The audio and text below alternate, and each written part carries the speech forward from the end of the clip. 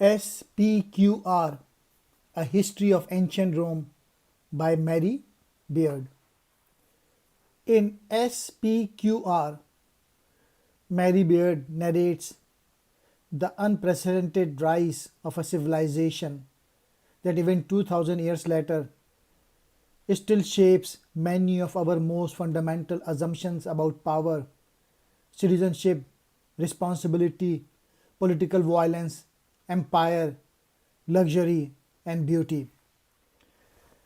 The Senate and people of Rome examines not just how we think of ancient Rome, but challenges the comfortable historical perspective that have existed for centuries by exploring how the Roman thoughts of themselves, how they challenge the idea of imperial rule, how they respond to terrorism and revolution, and how they invented a new idea of citizenship and nation. Opening the book in 63 BCE with the famous clash between the populist aristocrat Catiline and Cicero, the renowned politician and orator. The author animates this terrorist conspiracy which was aimed at the very heart of the Republic, demonstrating how this singular event would presage the struggle between democracy and autocracy that would come to define much of the Romans' subsequent history. This book introduces us, though in a wholly different way, to famous and familiar characters Hannibal, Julius Caesar, Cleopatra, Augustus, and Nero, among others, while expanding the historical aperture to include those overlooked in traditional histories, the women, the slaves and ex-slaves, conspirators, and those on the losing side of Rome's glorious conquest. The author tells the story of the consul Cicero who tips off a civil war against rival senator Catiline. Catiline is a classic villain attempting a coup to restore his personal fortunes and repay his gambling debts. Catiline, defeated by the righteous senators and people of Rome on the field of battle, the brave Cicero has won, and the greedy Catiline has been defeated. SPQR. The title derives from the acronym of the Latin phrase Senatus Populusque Romanus, meaning the Senate and people of Rome. This book examines 1000 years in the early history of the empire. Was Cicero right in ordering that Catiline and his associates be executed without trial? The author presents a picture of gradual development from a community of warlords to an urban center with complex political institutions which systematically favored the interest of the upper classes yet allowed scope for the votes of the poor to carry weight. Institutions are the dominant concern in author compelling analysis.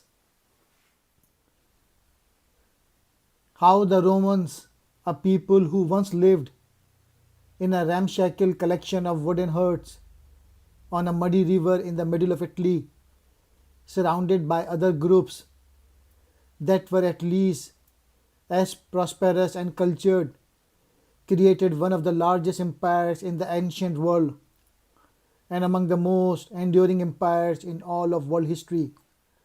This book is mostly about what made Rome succeed. In the wake of political turmoil surrounding Julius Caesar's rise to power and eventual assassination in 44 BC,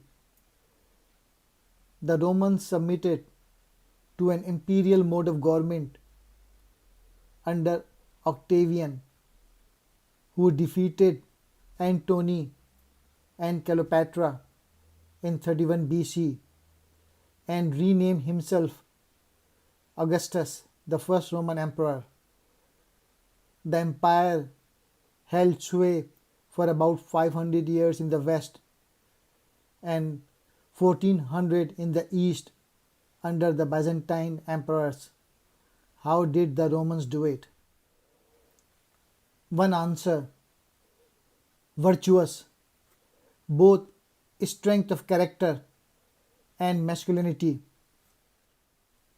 A related interpretation popular among scholars a generation ago portrays Rome as an exceptionally belligerent and imperialistic society that rose to power by bullying and massacring its neighbor.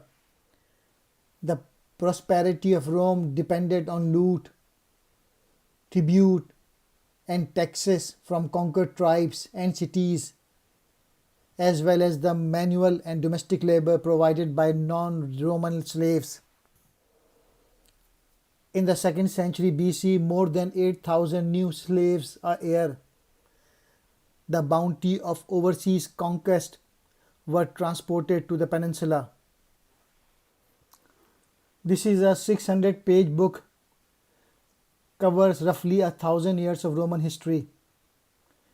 From the myth of its founding in 753 BC by the twin brothers Romulus and Remus.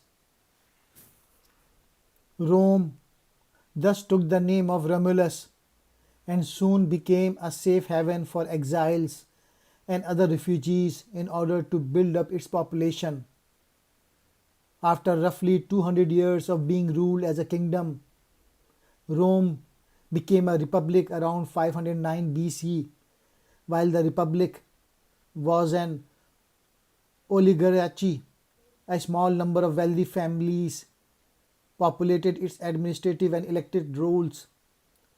Its uses of a constitution, a senate, and election make it one of the most influential forms of government on modern democracy. Over time, elected officials were opened up to the common people as opposed to merely the rich. Until 281 BC, the Roman Republic was engaged in numerous armed conflict with its neighbor on the Italian peninsula, including the Gauls and the Etruscans. Eventually, however, Rome subdued all of its enemies on the peninsula, establishing colonies on the once disputed land, which would lay the groundwork for the later expansion of the Roman Empire through much of the Europe, North Africa, and the Middle East.